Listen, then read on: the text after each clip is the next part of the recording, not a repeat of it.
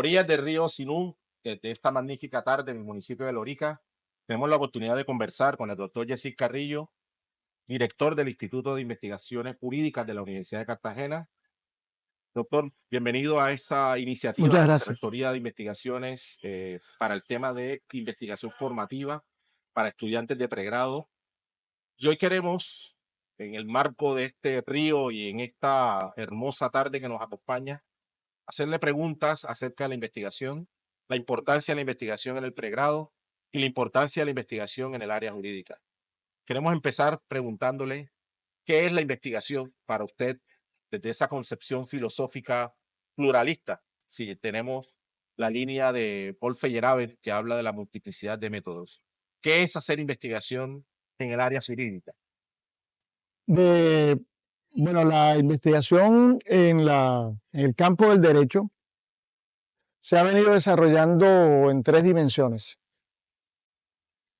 Una que pudiéramos llamar la investigación jurídica básica, que pudiéramos asimilarla en la investigación, digamos, de las ciencias naturales a la investigación pura, la química pura, la matemática, la física. Entonces, digamos, aquí hay como una investigación que podríamos llamar una investigación fundamental, una investigación teórica, y que desarrolla digamos, los campos más abstractos del derecho, es decir, lo que son los conceptos básicos del derecho, las teorías básicas, las tesis básicas. Ese es un ámbito que eminentemente se articula con la filosofía del derecho.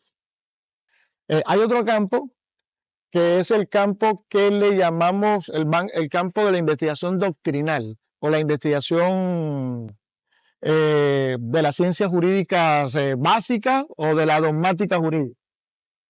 Y ese campo es el campo que tiene que ver con la práctica judicial, con la interpretación del derecho.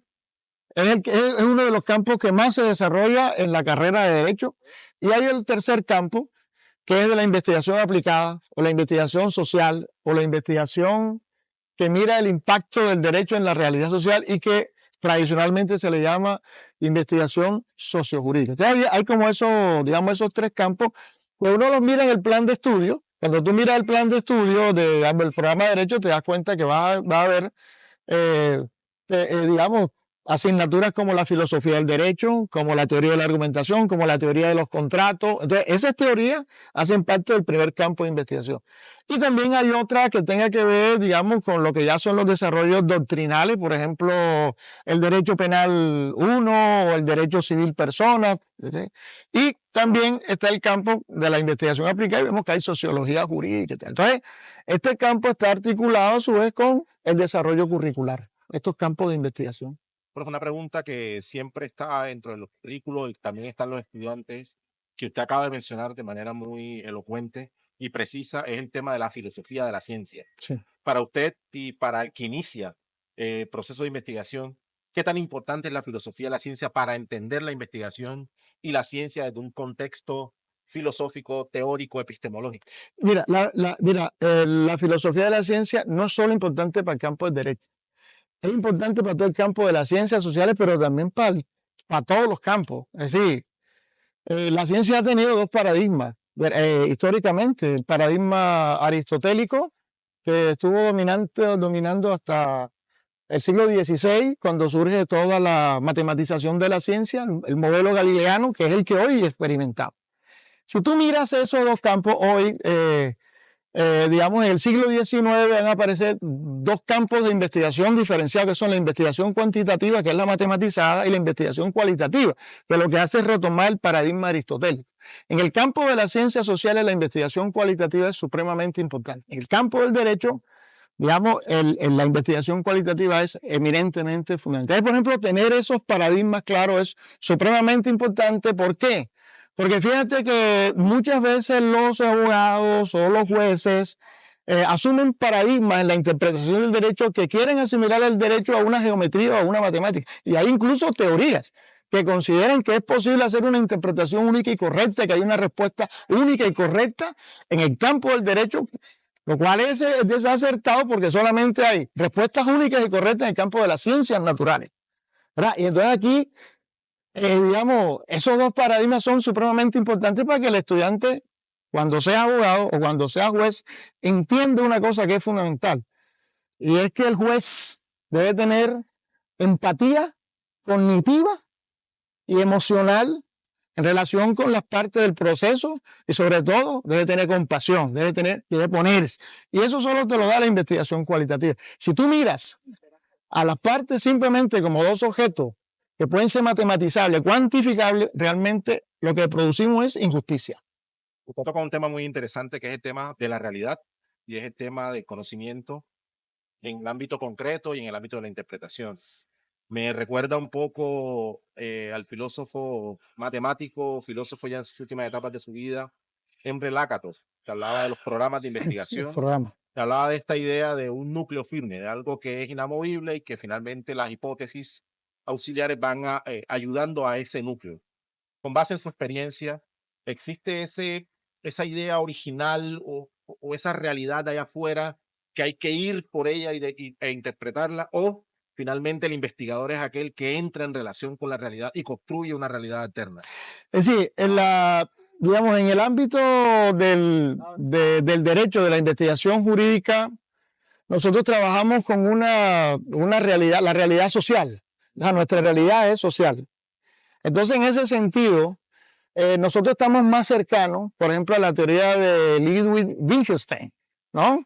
Y a la teoría hermenéutica, por ejemplo, de Gadamer, digamos, en el sentido de que el ser del derecho es el lenguaje. Y por tanto, el derecho es lo que se interpreta de ese lenguaje. Y en ese sentido, nosotros creemos que, digamos, que la realidad social, es decir, la realidad jurídica, es una realidad construida a partir de discurso. Por tanto, el derecho es discurso. Y ahí también nos podemos conectar, por ejemplo, con Foucault, ¿no? En la medida en que el derecho es una estrategia discursiva, en donde hay un saber y opera un poder, ¿no? Entonces yo creo que más bien nosotros estaríamos más cercanos a esta visión del derecho como lenguaje, ¿no? Más que a la visión de Lakatos. Ahora, lo que sucede es que, por ejemplo, Lakatos, Feyerabend, sí replantean, por ejemplo, el tema de la metodología, ¿sabes? Cómo nosotros abordamos. Entonces, en el campo ya de la interpretación, ahí sí podríamos mirar, por ejemplo, Feyerabend digamos, es sumamente importante porque ese anarquismo epistemológico que él propone, en donde dice, bueno, el investigador es un oportunista, ¿no? Yo creo que eso es lo que debe suceder. Al final el juez lo que le interesa es la decisión que sea más razonable, más justa, más proporcionada, ¿no? Y en ese sentido creo que digamos, la visión de Lakatos como, bueno, lo importante no es un método, sino al final de esos métodos, cuál es el que me permite a mí construir esa decisión lo más acertado a lo justo. Con esa interpretación tan profunda, porque no son argumentos fáciles de entender, sino que llevan una historia y una filosofía muy arraigada en la construcción del lenguaje. La pregunta, profe, es, por ejemplo, ahora con las nuevas tecnologías, la inteligencia artificial, que es un tema que incluso está tocando al derecho. Hay gente que dice que la inteligencia artificial puede hacer un documento casi que parecido con lo que hace un abogado, pero desde las investigaciones jurídicas nos damos cuenta, y lo que usted está planteando, que la parte emocional, que es meramente humana, no hay ninguna máquina que pueda interpretarlo igual, tiene que ver mucho en los resultados, en la construcción de esa realidad.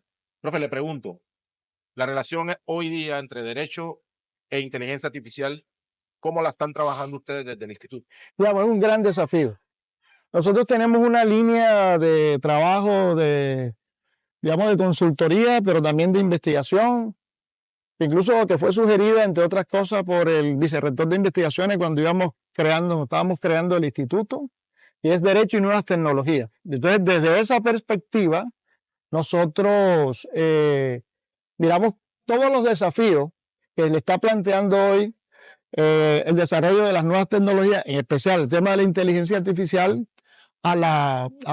digamos, sobre todo a la interpretación del derecho y a la aplicación del derecho. Es decir, el derecho tiene como tres grandes momentos: crearlo, interpretarlo y aplicarlo. Entonces el derecho lo crea, digamos, el legislador, lo crea, está en la Constitución, o lo crean los mismos jueces, listo. Pero se interpreta, si esa norma, lo que veníamos hablando, ¿no? El derecho es lenguaje, pero a su vez el lenguaje es una interpretación de otro lenguaje, que es el lenguaje de la realidad. Derecho es un lenguaje que interpreta la realidad. Nosotros interpretamos ese lenguaje que interpreta la realidad. Por tanto, es una doble interpretación. Ahora, entonces el tema de la inteligencia artificial, el tema de la inteligencia artificial nos ayuda a nosotros hasta allí, pero no en la aplicación, que es donde aparecen las emociones. Es decir, hoy la misma Corte Constitucional, digamos, a raíz de una sentencia, digamos, de una decisión judicial de un juez que utilizó inteligencia artificial, dijo, yo utilicé la inteligencia artificial.